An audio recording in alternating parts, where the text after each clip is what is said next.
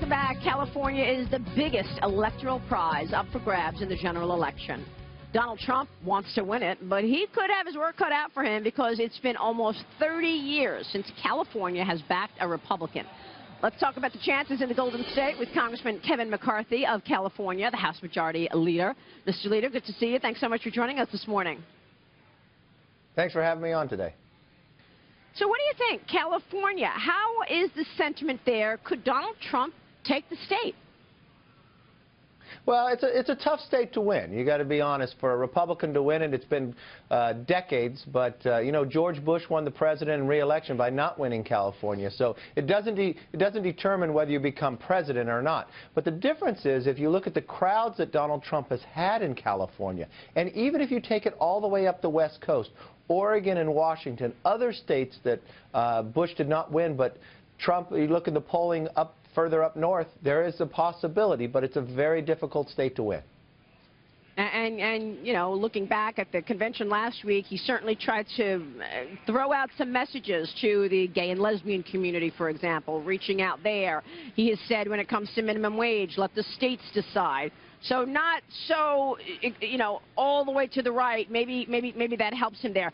Let me get your take, Congressman, on the differences in policy, because we're here this morning in Philadelphia setting the stage for what we are going to be watching for the next 5 days here at the Democratic National Convention. I want to get your take on the differences in terms of policy, what we may hear next week versus the GOP policies. Well, you're going to see a big difference because, look, Maria, we are going through probably around the world disruption in business, in politics, in civics.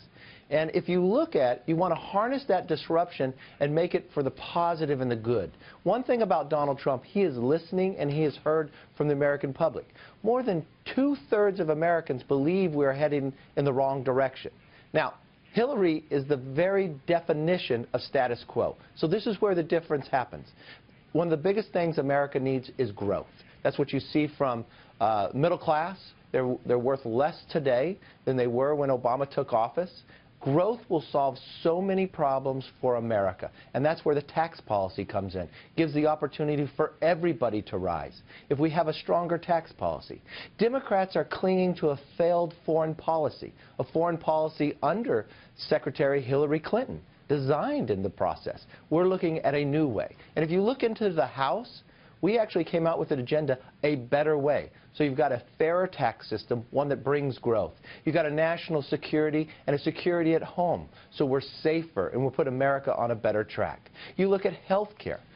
So much of the middle class's money is going to those broken promises that the president gave us when it came to Obamacare. We provide a health care system that you could actually afford and have choices. Then we look at what's holding us back for small businesses. We're at one of our lowest points for new growth in small business. You know, I started my first business when I was 19. I don't think I could start that same business today. Regulations, we need common sense in that process.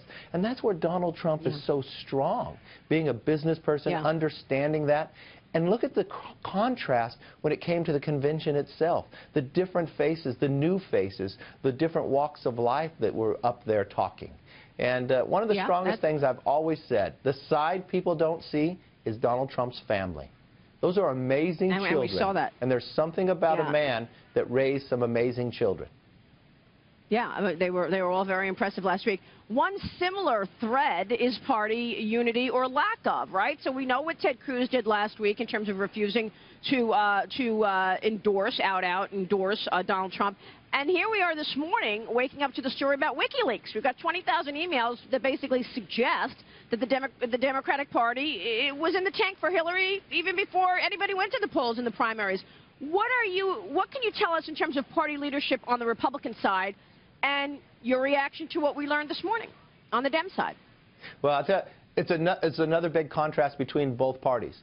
In the DNC, the chairman of the Democratic National Committee will not be able to give a speech at the Democratic National Convention based upon what has gone on. She has now been resigned to not even be able to speak at the convention. It's what most of the Bernie supporters thought. I mean, we all wondered, why did you have those debates at a time nobody was watching? I thought they were going to have one on New Year's Eve or during the Super Bowl, by the way they were planning those. You even had one of the directors in the DNC resign from the process of Congresswoman based upon the way it was being treated and wanted to look fairness. Listen to what the Republicans said. We believe in a big tent. So we had ideas brought forth in our convention that may not the majority of the party agrees with. We're not afraid of the power of the idea. Why? Because we've been listening to the American people and we have heard them. Yeah. Real quick, Congressman, last week you said to me you don't think you're going to lose majority in the House. Are you worried about the Senate and the balance of power? Look, I'm not worried about inside the House. We're going to fight because mainly of our agenda of a better way to rise everybody's boats, to be able to make sure that we have growth in this country, looking at the middle class, that we have a health care system we afford. But in the Senate, it's going to be competitive. We knew that regardless who the nominee and the presidential. But the one thing you have found is that in our better way or a status quo, I think this agenda wins. And having Marco Rubio run for re-election in the Senate has just made the Senate so much stronger for the Republicans keeping the majority. Yeah, and it's interesting to see Tim Kaine now is Hillary's running mate. Congressman, thanks so much for making the time for us this morning. Good to see you, sir. Thank you. Always for you. Thank you.